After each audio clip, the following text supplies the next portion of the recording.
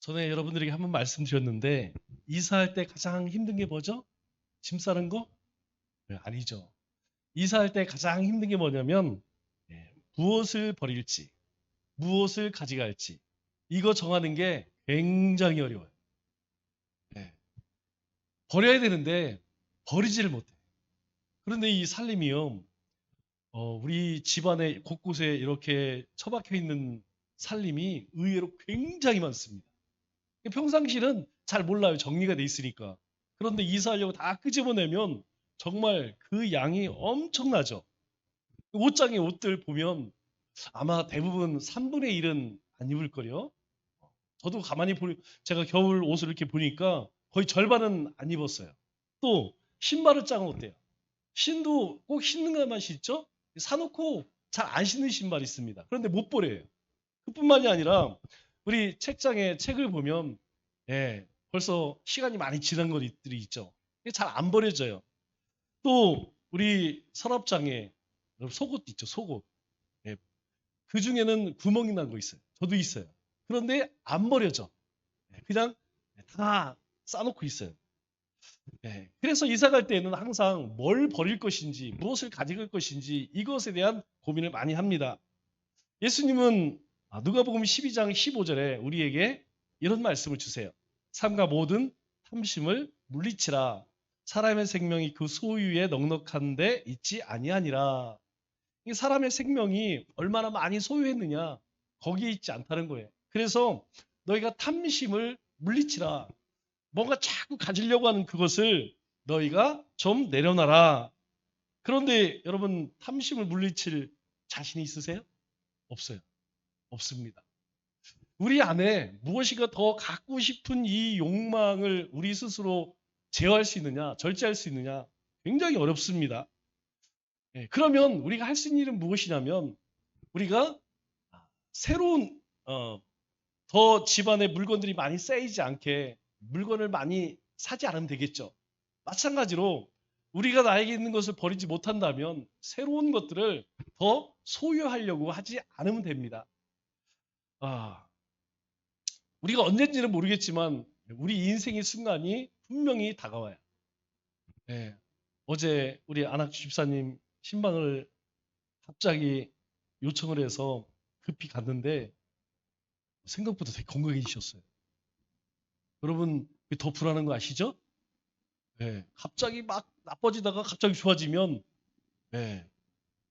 겁나요. 다행히 폐렴이 잘 치료가 돼서, 여러분 폐렴은요, 어르신들 폐렴은 굉장히 위험합니다. 그런데 다행히 잘 치료가 돼서 오늘이나 내일 또 요양병으로 다시 옮긴다고 하더라고요. 여러분 우리 인생의 순례가 끝날 날이 얼마 안 남았습니다. 그때 우리가 가져갈 수 있는 것이 있을까요? 없더라고요. 그래서 탐심을 물리치래요. 욕심 갖지 말라는 것입니다. 거기에 우리의 생명의 소유함, 넉넉함이 거기 있지 않다는 거예요. 그거 아무 소용없다는 것이죠.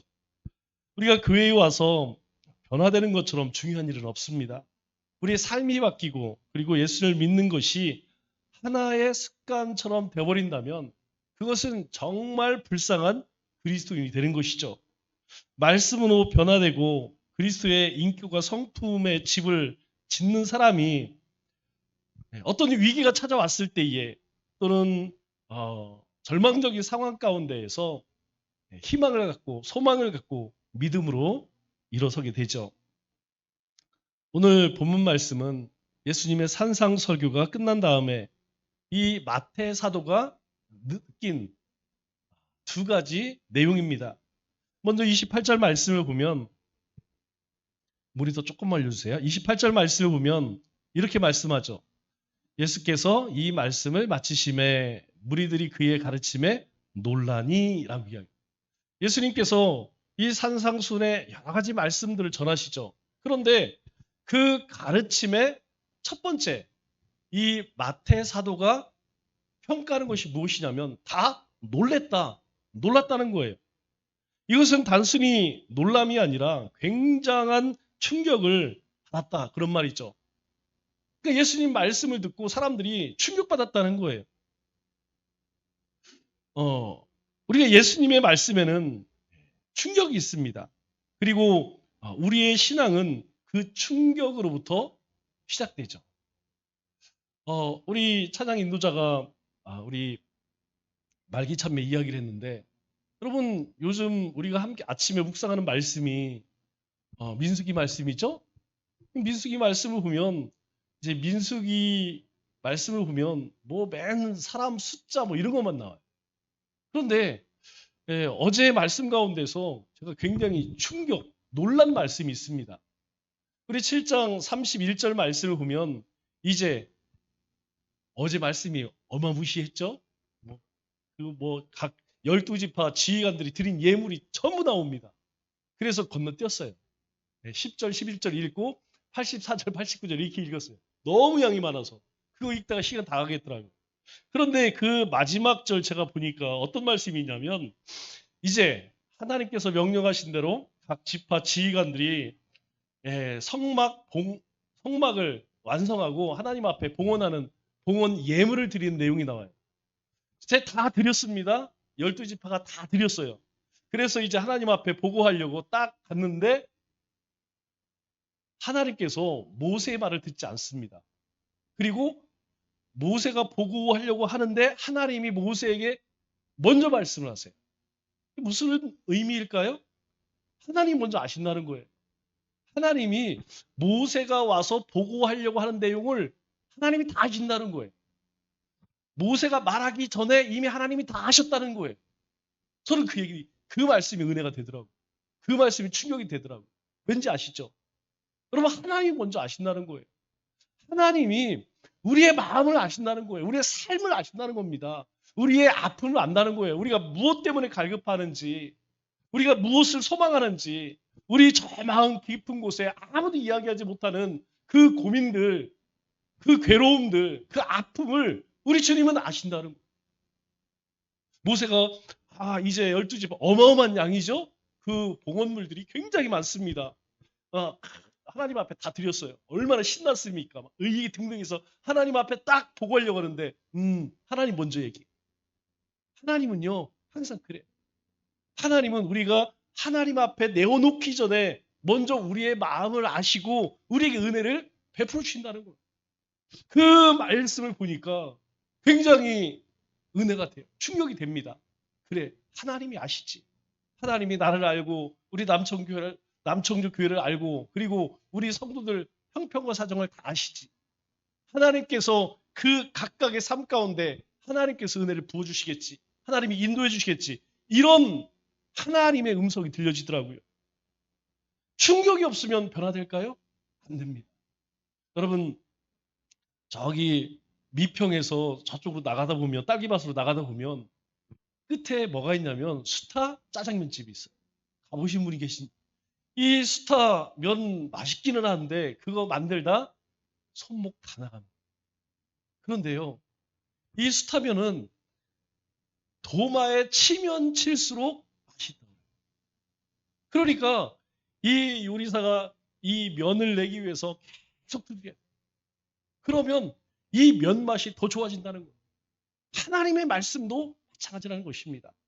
그냥 그런 말씀이구나 이게 아니고 솔로몬이 하나님 앞에 이렇게 성전을 지금 봉헌할 때에 뭐라고 기도합니까? 하나님 이 성전에 와서 기도할 때 이 성전을 향하여서 우리가 나라를 뺏겨서 어려움을 당할 때 이 성전을 향해서 성전 안에 와서 기도할 때 하나님 들으시고 응답하소서. 하나님 앞에 막 장구한 간구를 하잖아요. 그런데 하나님 그걸 다 들으시고. 여러분 그 말씀을 들으면 우리 가운데 충격이라는 거예요.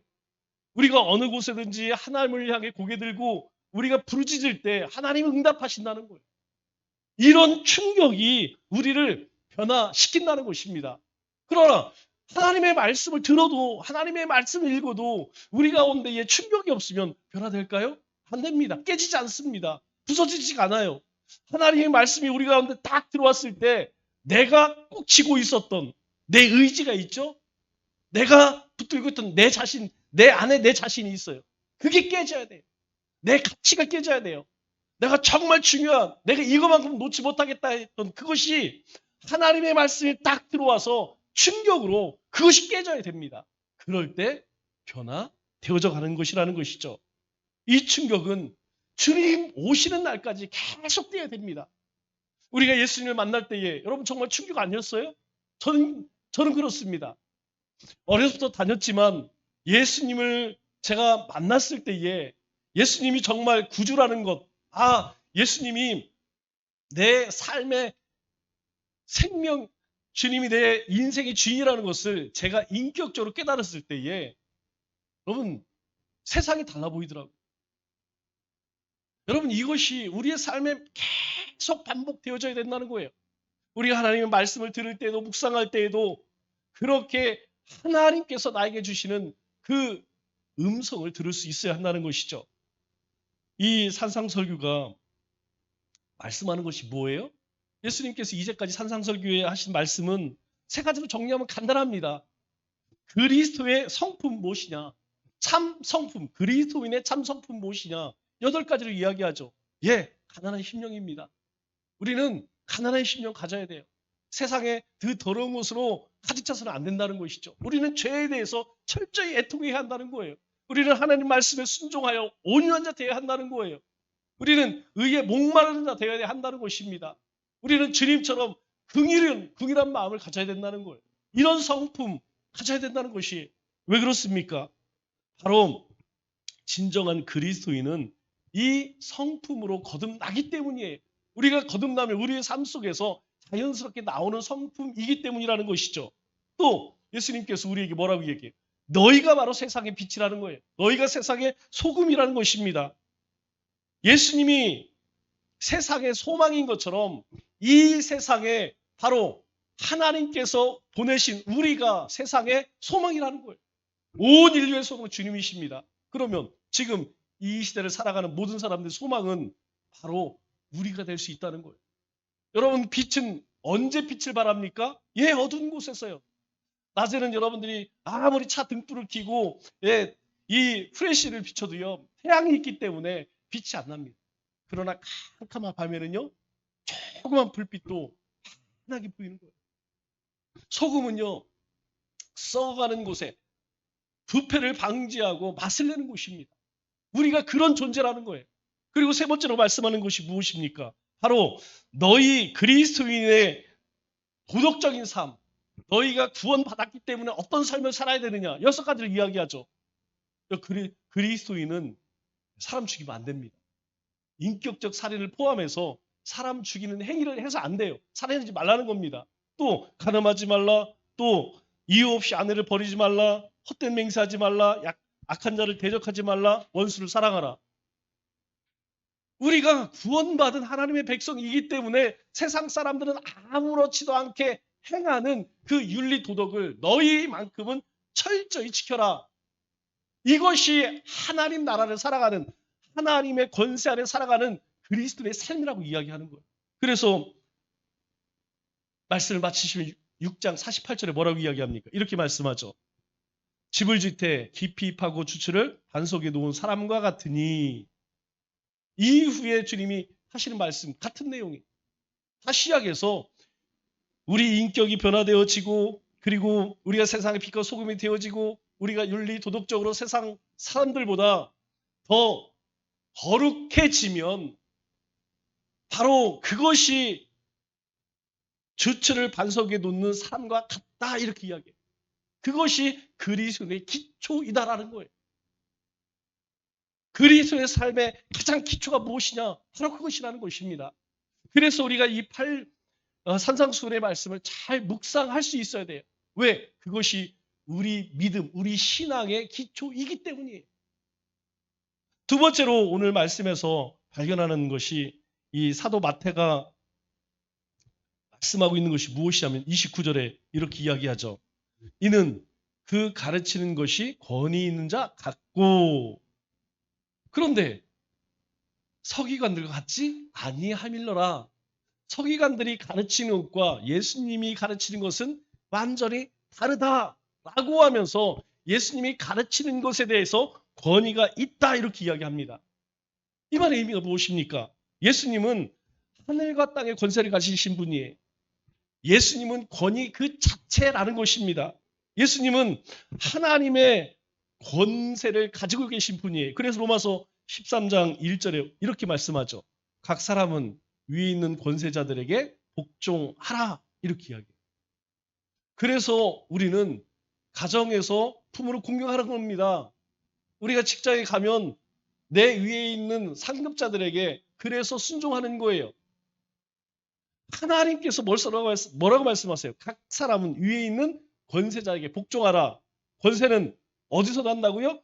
하나님으로부터 나지 않음이 없나니 모든 권세는 하나님으로부터 났다는 거예요. 모든 권세는 다 하나님께서 정하신 바라 이렇게 말씀하세요.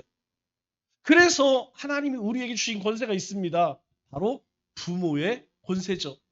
하나님께서 주신 겁니다. 또 백성을 통치하기 위한 통치자의 권위를 누가 주셨어요?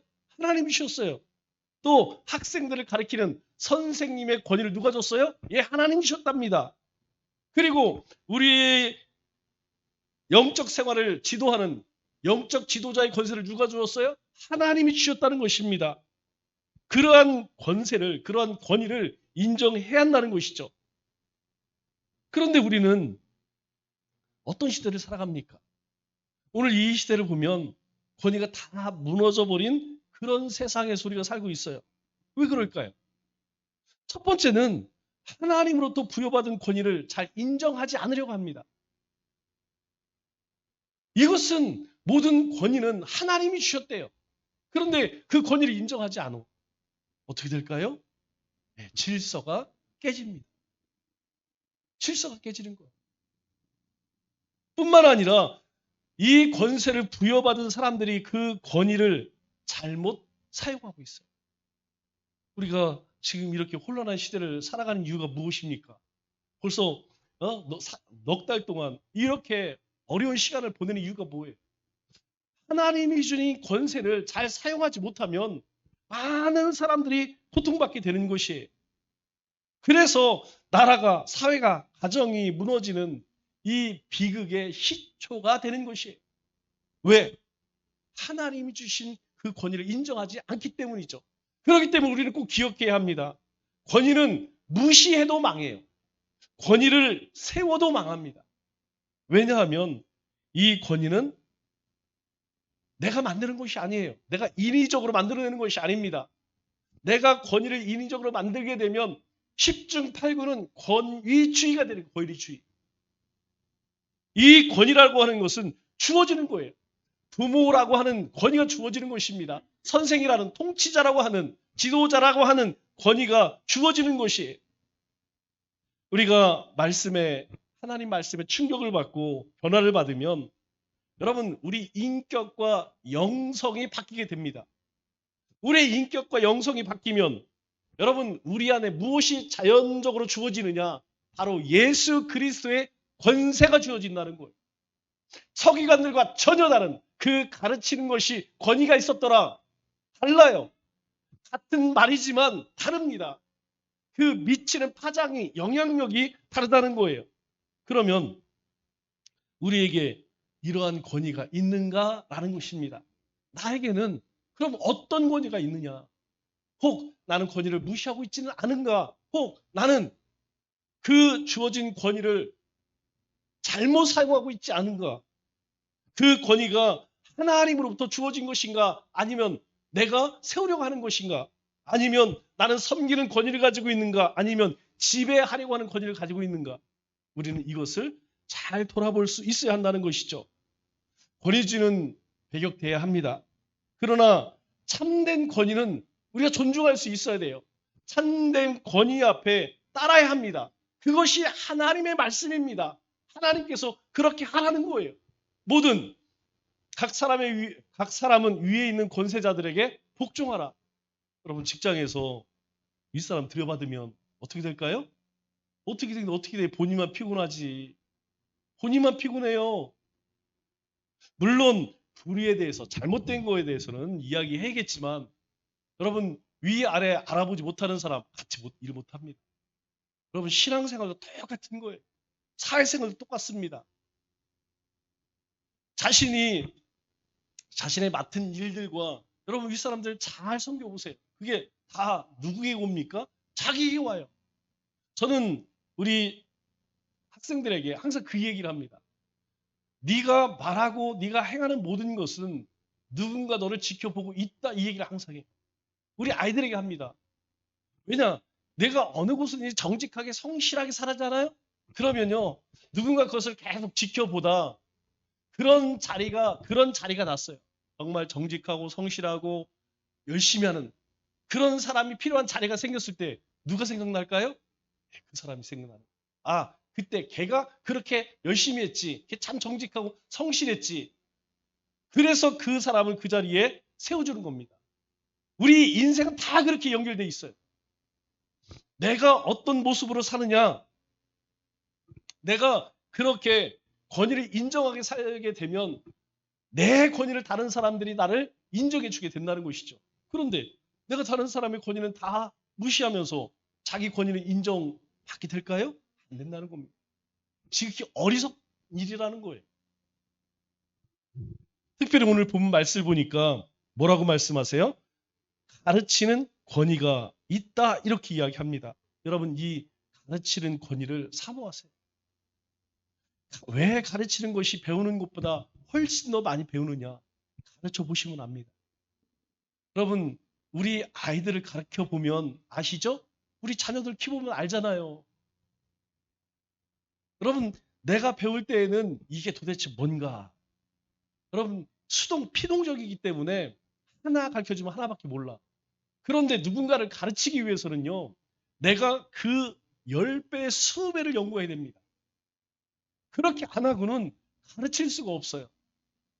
요즘 우리 서장로님이 김 장로님을 1대1을 하고 있어요. 1대1 양육을 하고 있어요. 여러분, 배우는 사람이 힘들까요? 가르치는 사람이 힘들까요? 가르치는 사람이 훨씬 더 힘듭니다. 왜? 여러분, 만일 이 사람이 잘못 배우면 누구 책임이에요? 가르치는 사람, 양육자 책임입니다. 그렇기 때문에 이 배우는 사람을 위해서 몰라도 제가 아마 엄청 기도할 겁니다. 아마 배우는 사람을 위해서 가르치는 사람은 기도합니다. 여러분, 배우는 사람은요, 숙제만 하면 돼, 숙제만. 거기 나오는 질문만 숙제만 해가면 돼요. 그러는데 가르치는 사람 그것을 전부 연구하고 그리고 이해할 수 있도록 예화 들어야 되고, 그렇기 때문에 우리도요, 이 가르치는 것, 이것에 대한 사모함을 가지시기 바랍니다. 이것은 사람의 권위가 아니에요. 하나님이 우리에게 주시는 권위입니다. 하나님의 말씀을 가르치는 이 권위, 여러분, 내가 공부 많이 한다고 깨달을까요? 절대 그렇지 않습니다. 하나님의 말씀은 성령님께서 우리에게 성경을 보는 이 눈을 주셔야 돼요. 성령의 조명이라고 합니다. 번개처럼 머릿속에 싹 스쳐가는 게 있어요. 하나님께서 딱 보여주는 것이 있습니다.